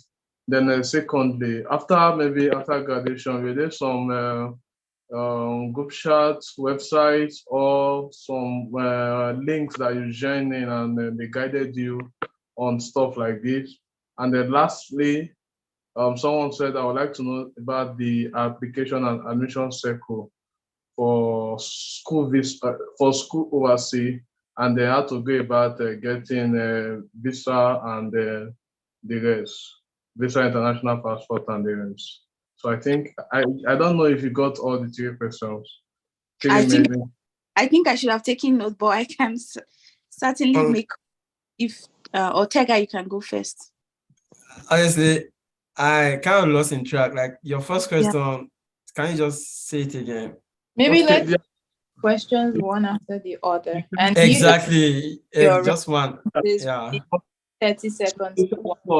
Do you need recommendation letter for each application, and how did your lecturer? Yeah, of course. I mean, each school you are applying to requires you to send in letter recommendation. So for example, if you're applying to 10 schools, that means that maybe each school require like 2 letter recommendation. That means that you have to send 20 letter of recommendation if you're applying to 10 schools, right? So that is why you have to have a good cordial relationship with your recommenders, so you can easily bug them at any time, like, hey, good evening, sir, I would like you to send this letter to these particular schools. And it's very, very easy to send this letter. Just send them the link. They have the letter already, like they've done it for you before, so they have it saved on their PC or their phone, so they can easily do that for you, right? So, and then what they just have to do is to just change the name of the school, right? So that is why you have to have a good relationship with your recommender, so you can bug them at any time. But of course, you have to send your LRs to each of the schools you're applying to. Some schools demand 2, some schools demand 3, stuff like that. So, but the question is that the answer is that for each school you're applying to, you need a letter of recommendation. You need that. It's part of the document that you need. All right. So I don't know if that answers the question. Okay. Someone said we'd like to know if there are other websites, maybe there are links, maybe groups that helps with application like this? Yeah, I know iScholar Initiative is one of them, but are there other platforms? Yeah, students that maybe just graduated could maybe go into. I think one platform is Education USA. If you are asking with respect to the whole process, or are you asking with respect to studying for the exams? But if you're Yeah, asking with okay, sorry, with, go ahead. with respect to mentorship and the whole process, like getting the whole process and then knowing more, getting more insight about the process. Yeah, Okay, education is, yeah, sure, yeah. yeah. There's Education USA Advising Center, and that's usually at the embassy, and they are located in different places. I think about 5 places in Nigeria, but the common places are Lagos and Abuja. So but the thing about them is that there's a payment for being a member. I think about the last time I was there was like 34,000, I think. So but membership for first class students in Abuja then was free. So you can inquire. But Education USA Advising Center, they also offer scholarship as well, that you write an exam, they give you a scholarship that covers the GRE, the TOEFL, and some stipend and flight tickets when you eventually get your admission. But you need to pay a fee to register as a member. And even if you don't get the scholarship, you also benefit from the general advising, like reviewing your SOP, reviewing your CV, and the likes. I hope that answered the question. Yeah, so I mean, you said something about the scholarship program. So it's called OFP. You know, Yeah. I applied for OFP, stuff like that. Lucky, I'm still a member of like Education USA, go. Like I'm on like top members, like when I mean main members, stuff like that. So and the circle opens by April, like it comes out every year. So you have to apply by April, I guess. And then if you are shortlisted for the application, even if you don't get into the OFP program, you get a free membership. So you don't have to pay the 34,000 naira. So if it's like, if you've not applied at all, right, that is when you have to pay the 34,000 naira. But if you applied to the program and then you were shortlisted, you went for the interview, they'll give you a free membership program, right? And then of course, if you are first class, that sort of like makes everything more easy for you. You don't have to pay a dime. That gives you free access to everything, free access to reviewing your SOP, reviewing your CV, free access to some learning sites, and of course they will organize some important events for you. So sometimes they would invite some admission officers from different schools, to the embassy, and then they will tell you what these admission committees are actually looking for when they're trying to go through some applications, right? So they will tell you how they read SOP. Of course, I think they normally spend 1 minute in reading SOP, right? So more like they glance through the SOP in a way, but they have to glance in a way that they pick out the major details. And this is what we get from, being a member of Education USA. You have somebody, that will tell you how to write your SOP in a way that it is very, very catching. And then someone can just glance through your SOP and see all the details very well. And then same thing applies to your CV, same thing applies to your personal statement. So it's a really cool place for you to learn a lot about the whole process, like from starting to flight, honestly, from GRE to flight. Yeah. Yeah. Okay. Yeah. The last question. I said I wasn't gonna interrupt, but No, you can't. Sure. Right. So I think some people maybe someone is asking something like WhatsApp groups and the likes. I think there are some WhatsApp groups with people that are on this journey together. If you can find them, then yeah, you can join them and get some information and all that. But trust me, some of these things you can actually, I feel like you can actually do them on your own, or you need just 1 or 2 other people that are as focused as you are. Then and in iSI we have this thing called the iScholar Guide, your grad school journey compass, and I shared the link to that book. It's just a book with everything that you need from start to finish, with templates for whether imaging supervisor, your CV, resume, your reference letter, and all that. And it's for free, so you can just download it and go through that also. If I think that would help. Yeah. All right. So we have one more question to ask, and then that's about when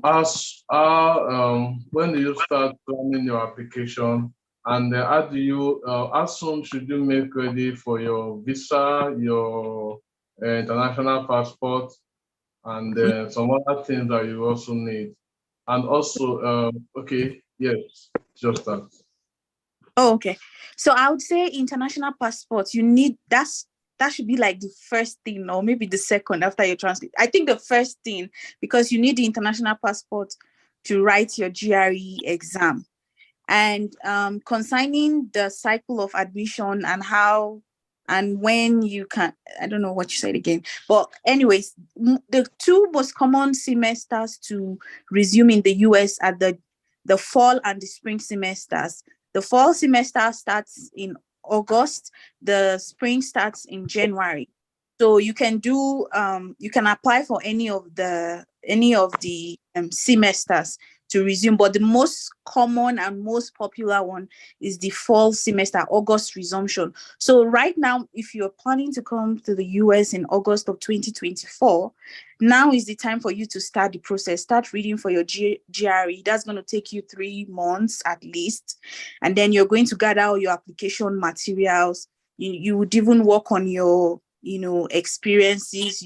You are going to push recommenders to submit, but resumption is in August, and application for that August starts, I think, September the previous year. So if you want August resumption for next year, by September, I think from September, applications have started for next year, fall. I hope that answers the question. Yes. Okay. So that's all for me. Would there be anything that you would like to add before we maybe just finalize everything? Someone was asking if recommendation letters should come from academic officers or not. I recommend you join the meeting tomorrow for more details on recommendation letter. Yeah. So tomorrow we would have we will talk about the GRE verbal, acing the TOEFL, writing a winning statement of purpose, your academic CV and resume, the recommendation letter, and how to get the grad school interviews. So again, we advise you to join in again tomorrow. And we hope that today has been very wonderful for you. It will be good for you to leave us some feedback in the chat box, so we can know how to make the experience better for you tomorrow. And if Tega and Alaba would like to leave some parting words for our participants today, and Afiz, Bukumi, and if you guys are still on the call, if you want to just leave some parting words for us within just 30 seconds, 1 minute. I know you all are still going to see Alaba tomorrow. So. I think my word is greatest Bobo.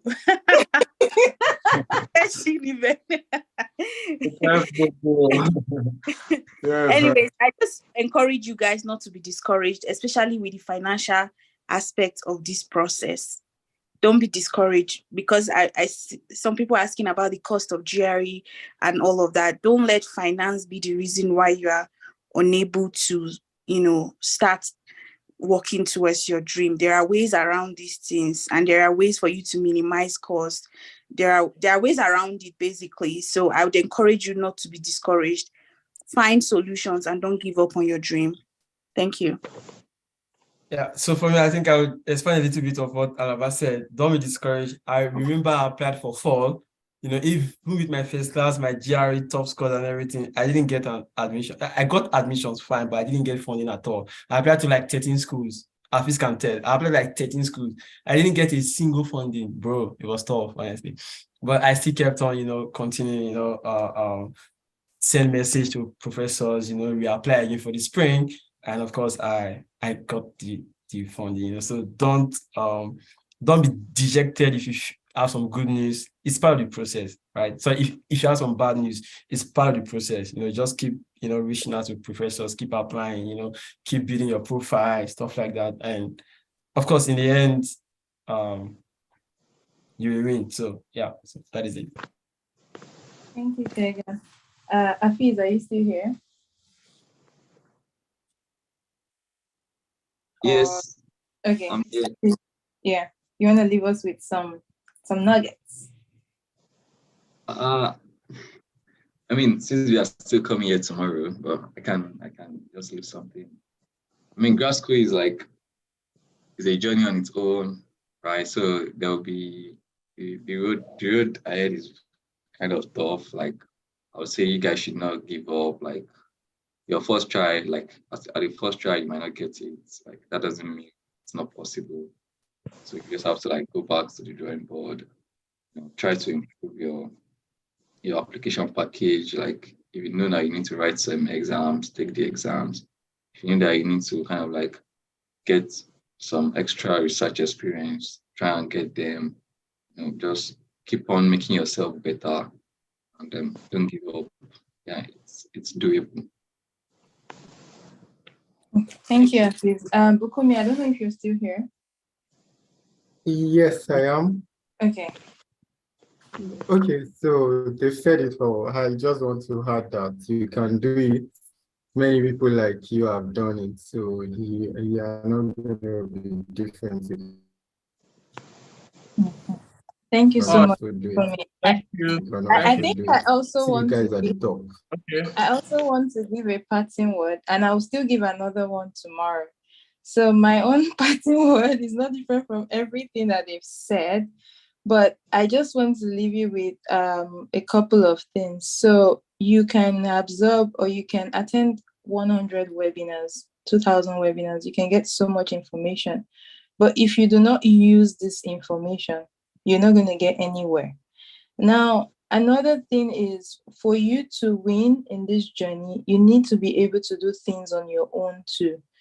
You in webinars and all, we give you all the information, you get all the information you need, but you might not get all. You still need to go back and do more research yourself. You need to find some things by yourself. You cannot get it all in just one webinar, right? So you should have that in mind that I still need to search for things, I still need to do research. You need to execute. Don't just take the information, execute and do something with it. And just like Araba said, don't let finance be a reason why you're not going to chase your dream. Okay, he used to say, don't allow your background to put your back on the ground, right?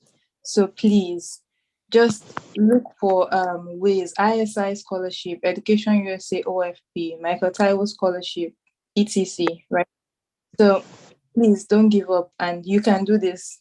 You can win too, right? So I would give another parting word tomorrow, and then, but yeah, it's been great, Mr. President. Well, it's been a very, very long night, actually. This is more than 2 hours now. So I want to appreciate everyone. I want to, first of all, appreciate our speakers for coming, and then I want to appreciate our students and then students from other schools who attended this program. So we'll continue tomorrow. Please join us by 7 p.m. West African time. I don't know the time, your location, but please just look at it. West African time, 7 p.m. Join us. We'll continue with the rest. So at the end of the program, we'll send all the information, the slides, recordings, and all the information will be sent to your email, to your Gmail address. So kindly, when you join tomorrow, we'll have a section where you have to type your Gmail. For those that didn't type their Gmail in our form, the form that we gave out to apply, those that didn't type their Gmail, we have to type your Gmail on the chat. We'll just copy it and then we'll forward to you at the end of the program. So thank you very much for coming. I look forward to seeing you guys tomorrow. Thank you very much. Thank you. See you guys tomorrow. It's been wonderful. So now I would let your I think you should be able to unmute now. So